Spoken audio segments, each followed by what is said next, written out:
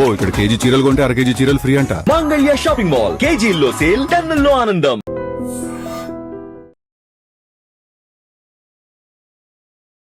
నమస్కారం, welcome to I dream. ధర్మ మార్గం విత్ విస్తా కార్యక్రమానికి స్వాగతం.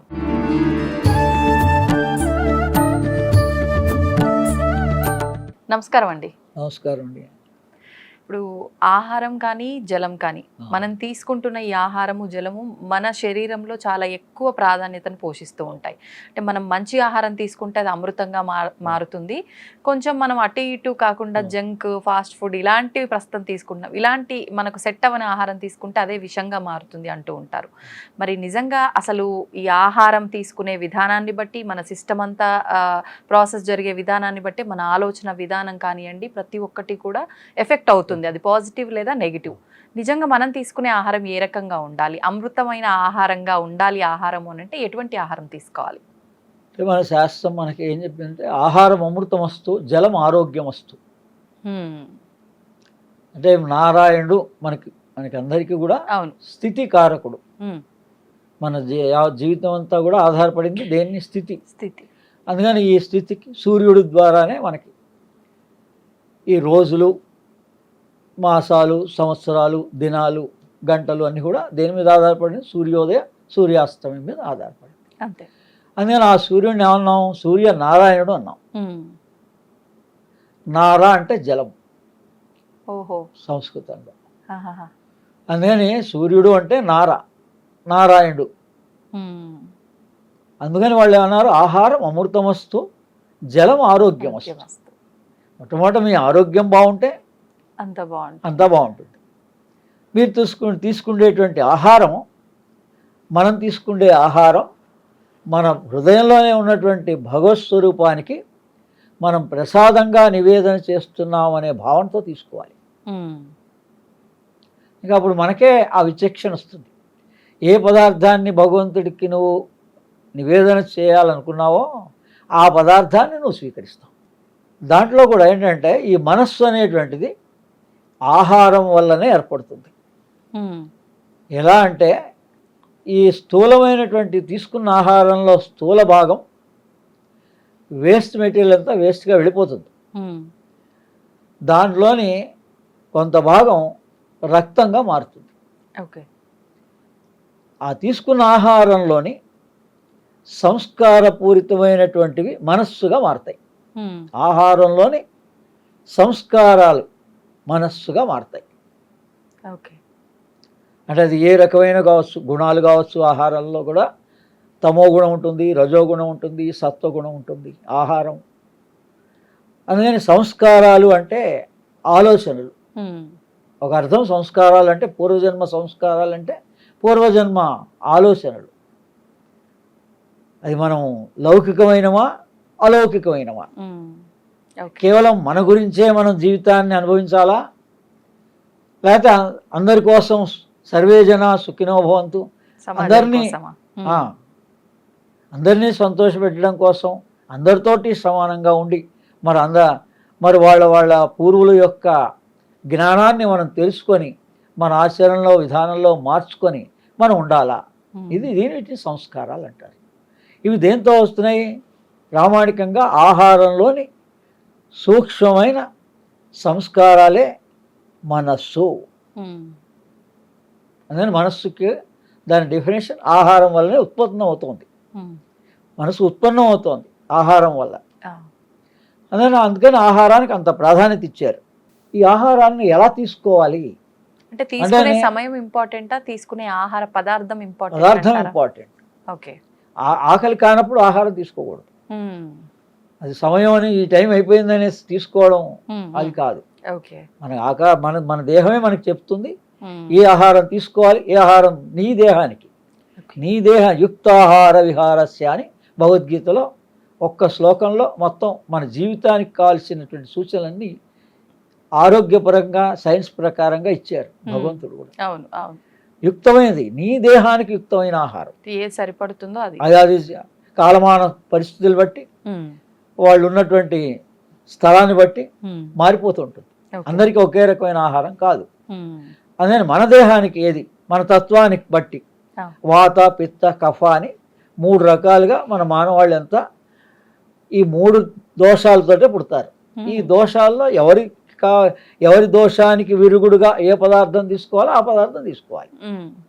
అనేది దీన్ని ఎలా తీసుకోవాలి అంటే ఇది బాగా నమిలి ఈ నాలికని వెనక కొండ నాలిక వరకు అక్కడి దాకా తీసుకెళ్ళాలి. దీన్ని ఈ ఆహారాన్ని మనమే చేత్తో ఎలా అయితే మూతి వరకు తీసుకుంటున్నామో ఈ నాలికని ఉపయోగించి దీన్ని బాగా నమిలి జలంలాగా లిక్విడ్ లాగా మార్చి ఆ లిక్విడ్ని వెనక్కి ఈ నాలికని వెనక్కి తిప్పాలి. అంటే అంగిట్లోకి వెయ్యాలి. ఈ గొంతులోకి మన నాలికతోటి మన స్పూన్ తోటి ఎలా నోట్లో తీసుకుంటే అలా వెయ్యాలి. అది అసలు దాన్ని కేసరి అంటారు. ఓకే. ఆ కేసరి అంటే ఇంకో అర్థం ఏముంది? ఆకాశ గమనం.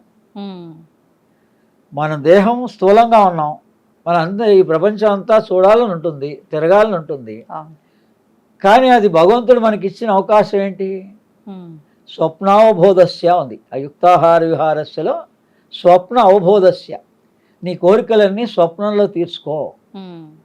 స్థూలంలో తీరలేని వాటిని స్వప్నంలో తీర్చుకో. స్వప్నంలో ఎలా తీసుకుంటారు? సూక్ష్మదేహంతో.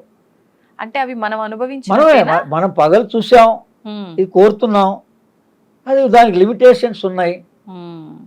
భగవంతుని ఆశ్రయించాం, ఆయన ఏ రకంగా అందరికి ఇస్తాడు? ఓ రాజు కావాలి, అందరికి రాజు ఇవ్వలేక అదే. కానీ వీడి కోరిక కూడా తీరుస్తాడు, స్వప్నంలో తీరుస్తాడు. అంతే. అదే దీని కేసరి అంటే దాని అర్థం ఆకాశ గమనం. మనం ఈ పగలు స్థూలదేహంతో ప్రయాణం చేస్తాం, పడుకోగానే సూక్ష్మదేహంతో ప్రయాణం చేస్తాం. అప్పుడు మీ కోరికలన్నీ తీరుతాయి. భగవంతుడికి దగ్గరగా ఉంటాం రాత్రిపూట. మనని నిద్ర లేపేది భగవంతుడే. మనకి రాత్రి 12ంటికి రోజు మారుతోంది దినం. ఈ రోజు నుంచి ఈ రోజుకి మారుస్తున్నది ఎవరు? భగవంతుడు. అందుకని ఆ భగవంతుడి దగ్గరగా మనం ఉన్నాం రాత్రిపూట. మొట్టమొదటి నిద్రలో స్వప్నాలకు అయిపోయిన తర్వాత గాఢ నిద్రకి వెళ్ళినప్పుడు అసలైన నిద్రది.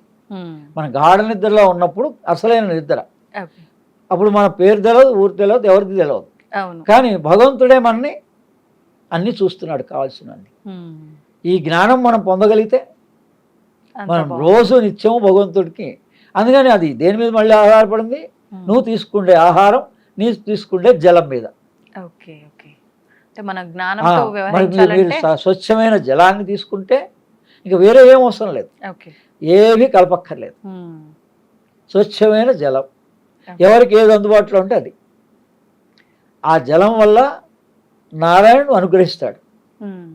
మన విష్ణుమూర్తి లోపలే ఉన్నాడు, హృదయంలోనే భగవత్ స్వరూపం ఉంది. ఆ భగవత్ స్వరూపం మనల్ని అనుగ్రహిస్తుంది. అదే ఇది కేసరి అన్నారు. అందుకని యోగాభ్యాసం చేసేవాళ్ళైతే కేసరి ముద్రగా ఈ నాలికని మామూలప్పుడు కూడా వెనక్కి తిప్పుస్తారు, అంతే తేడా. అది ప్రాక్టీస్ చేస్తూ ఉంటే ఇది కొండ నాలిక తగులుతుంది. ఇదే నాలిక మనం సాగదీయక్కర్లేదు. ఈ నాలిక మనం మెల్లమెల్లగా వెనక్కే పెట్టి మాట్లాడాలన్నప్పుడే ఉంచండి. మాట్లాడాల్సిన అవసరం లేనప్పుడు, ఆలోచించాల్సిన అవసరం లేనప్పుడు నాలికని వెనక్కి తిప్పేసేయండి. మీకు ఏ సమస్యలు లేవు, ఏ తలనొప్పులు లేవు. స్వచ్ఛమైన యూరిస్ట్, మన దేహానికి సరిపడే ఆహారం, హితమైనది మితమైనది, రెండు ఉన్నాయి కండిషన్స్. హితమైనది మితమైన ఆహారం తీసుకోవాలి. అందుకని దీంట్లోనే ఈ జలానికి సంబంధించింది జల సూక్తం అని 4 శ్లోకాలు ఉంటాయి. మన భగవంతుడు ఇంటర్నెట్లో అన్ని ఏర్పాటు చేశాడు. జల సూక్తం అని మనం టైప్ చేస్తే వినాలంతే. అపాంసు జల సూక్తం అని, అపాం భేషజ జల సూక్తం అసలు పేరు అది. అపాం అంటే అపాం భేషజ అంటే వైద్యుడు. అసలు వైద్యుడు ఎవరు? అసలు వైద్యుడు అంటే ఈశ్వరుడే, నారాయణుడే. మీరు ఈశ్వరుడు అంటే ఈశ్వరుడే, నారాయణుడు అంటే నారాయణుడే, అంతే.